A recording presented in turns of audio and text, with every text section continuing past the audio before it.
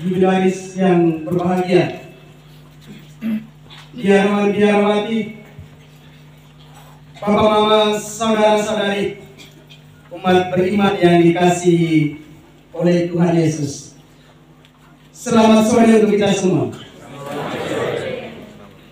Walaupun sudah sore, tetapi terkesan masih panas karena kelihatan kiri dan kanan semua memegang kipas. Saya diminta oleh jubilaris untuk berkhotbah hari ini. Itu pernyataan pertama. Bukan saya yang minta, tetapi jubilaris yang meminta. Dia bertanya-tanya. Pada waktu jubilaris meminta saya menolak dengan alasan tidak baik kalau saya sendiri sebagai kakak kandung berkhotbah pada hari ini. Waktu itu saya beritahu jubilaris begini, engkau cari imam yang engkau rasa dekat, engkau cari imam yang bisa menjadi contoh panutan bagi engkau. Saya tawarkan mulai nama Pater Elias, pengkhotbah saya saat bisa perdana di sini. Terus banyak imam senior kami lainnya. Tetapi terakhir jubilaris beritahu saya dan membuat saya lemah. Dia beritahu begini, bos, mau yang khotbah? Kalau mau khotbah, Ege yang khotbah. Saya jadi lemah dan saya mengiyakan untuk menjadi pengkhotbah hari ini. Setelah saya pikir-pikir, mengapa jubilaris bersikeras meminta saya untuk berkhotbah hari ini? Karena mungkin jubilaris ingat akan kebaikan kakaknya.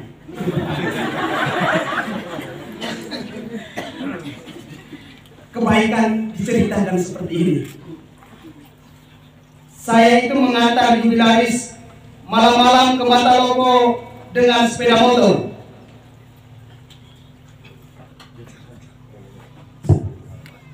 Berangkat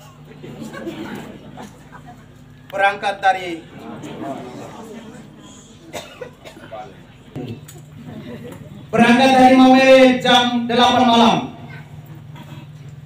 Setelah misa 4 malam almarhum Pater Franciscus Saverus Paulo Ordokarden.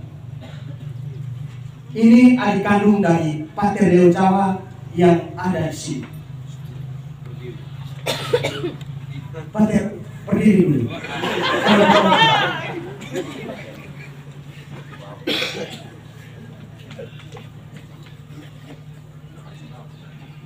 Tiba di Ende jam 10.47. Malam kami tidur di kosnya Tiu Willy, om kami, dan keesokan harinya kami langsung ke Mataloko. Setelah sampai di Mataloko, bertemu dengan Pater Rektor waktu itu, Pater Vincentius de Loreto. Setelah itu Pater tanya begini, Mas, ini aku punya adik kandung, Pak? Saya beritahu, ya Pater, ini adik kandung saya. Pater Vincent langsung beritahu, kalau engkau punya adik, tidak usah tes lagi, biar dia masuk saja. Karena kakaknya baik. Mungkin Bu jubilaris ingat akan jasa itu, maka dia meminta saya hari ini berkhotbah.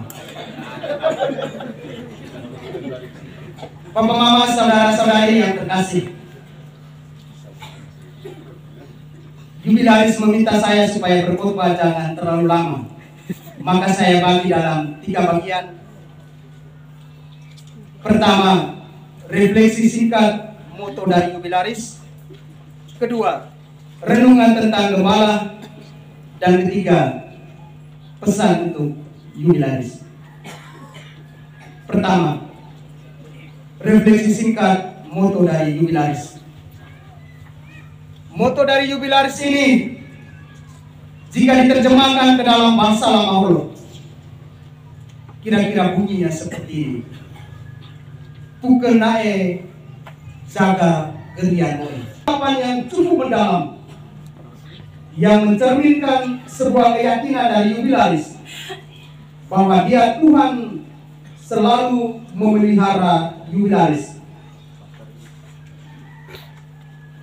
Keyakinan ini tercermin dalam sikap hidup yang ditunjukkan oleh Jubilaris sendiri. Jubilaris ini hidup apa adanya, tanpa beban, sehingga membuat orang lain beban.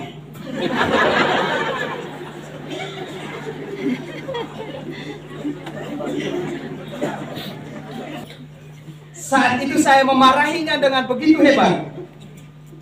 Marah di telepon tidak puas, saya harus marah dia secara empat mata. Setelah itu jalan keluar supaya menghindar dari marah, dia memblokir nomor saya.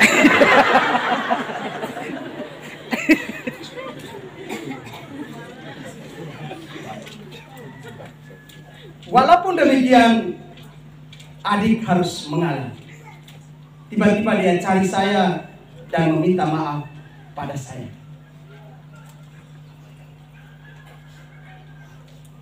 Kalau mengingat peristiwa itu, saya secara pribadi merasa bahwa saya sudah bersalah dengan dia dan dengan Tuhan yang memanggilnya. Jubilaris hidup sederhana tanpa beban karena mungkin dia punya keyakinan bahwa Tuhan yang memelihara dia. Dan Ebit, bukan kebetulan bahwa dia yang memeliharamu menulis cerita indah panggilanmu hari ini. Dia membuat saya secara pribadi sadar untuk tidak protes pada kisah yang dia tulis untukmu.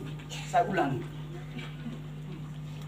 Mungkin dia yang secara pribadi, dia yang memeliharamu, menulis cerita indah panggilanmu, dan dia sendiri yang menentukan jalan. Saya kalau pikir-pikir, kalau dia ini ditabiskan 2 tahun lalu atau tahun lalu, peristiwa hari ini tidak mungkin dikenang oleh saya, keluarga, dan juga untuk kita semua. Hari ini dia mati-matian memilih untuk misa perdana di tanggal 10 Oktober, tepat dengan hari kelahiran saya. Juga tepat usia 10 tahun imamat saya. 10 itu angka kesempurnaan. Dan Tuhan tulis taruh untuk semuanya ini. Itu renungan bagian pertama, refleksi moto dari Jubilaris. Kedua, renungan tentang gembala. Menariknya, Jubilaris memilih moto ini dalam hubungan dengan gembala. Dan ketika berbicara tentang gembala, saya teringat saat kami masih kecil. Sejak kecil, Bapak dan Mama sudah mengajarkan kami untuk menjadi gembala. Bapak saya di kampung ini terkenal dengan memiliki banyak kambing. Bahkan orang di kampung beritahu bahwa kambing milik Bapak itu seperti anak kuda besar. Dan kambing besar-besar semua. Kami semua diajarkan atau dalam tanda petik dipaksa untuk menjadi gembala kambing. Kami dituntut untuk memperhatikan kambing secara serius. Bahkan jika kambing yang mati karena kelalaian kami.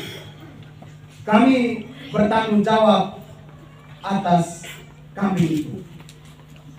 Karena saya lalai memindahkan kambing, terus saat kambing itu mati pulang, Bapak potong kambing itu baik-baik dan menghukum saya untuk makan kambing itu sampai habis.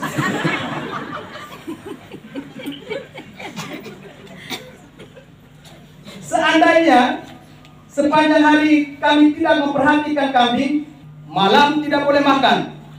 Seperti kambing tidak diberi makan pada hari itu, demikian juga malam itu kami tidak boleh makan. Pilihan hukuman yang kedua, Bapak serahkan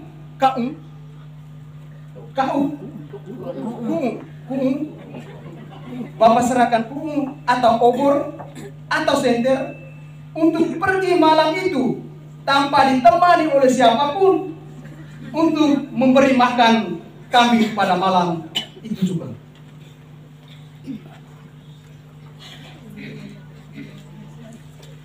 Saking dekat dengan kambing piaraan kami, kadang juga jubilaris itu menangis kalau kambing piaraan itu dijual tanpa diketahui oleh jubilaris, karena dia bungsu jadi cepat sekali menangis.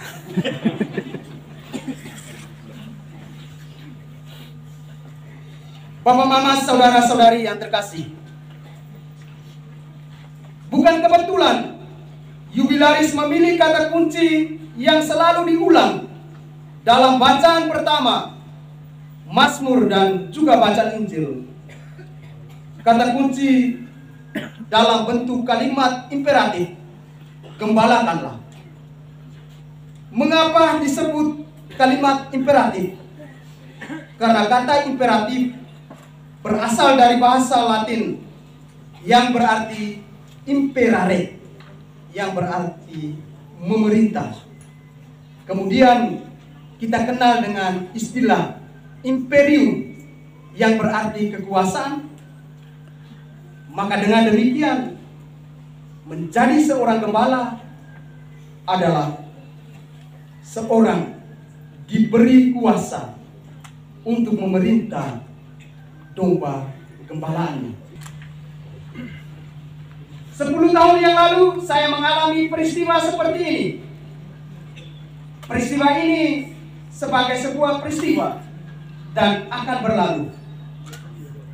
Momen selebrasi mulai dari Lembata kemarin dan hari ini, di mana engkau diterima, engkau dipuji.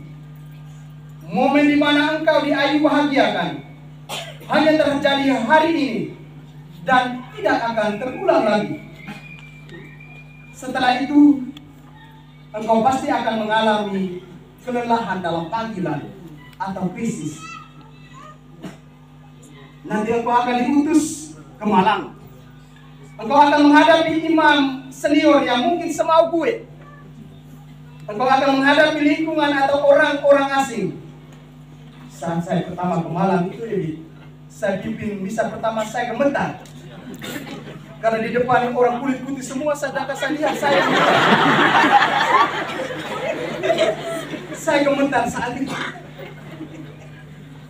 Engkau akan mengalami lingkungan yang lain dan orang asing. Engkau akan menghadapi tekanan pekerjaan, harapan dari umat atau pimpinan yang terasa menguras, dan masih banyak lain lagi yang engkau hadapi. Namun ingat bahwa kenangan hari ini akan terus ada, akan diingat selamanya. Dan ketika engkau lelah, hubungi Gembala Agungmu, Tuhan yang ada di surga. Ketika engkau menghubungi Gembala Agung, bebas pulsa, dan engkau tidak akan pernah mendengar nada sibuk dari surga. Ketika engkau capai, ingat wajah orang lama bohong, ingat wajah kami semua, wajah mereka yang mendukung engkau. jadilah gembala yang baik, sebab Dia Gembala Agung selalu memeliharamu. Tuhan memberkati kita. Amin.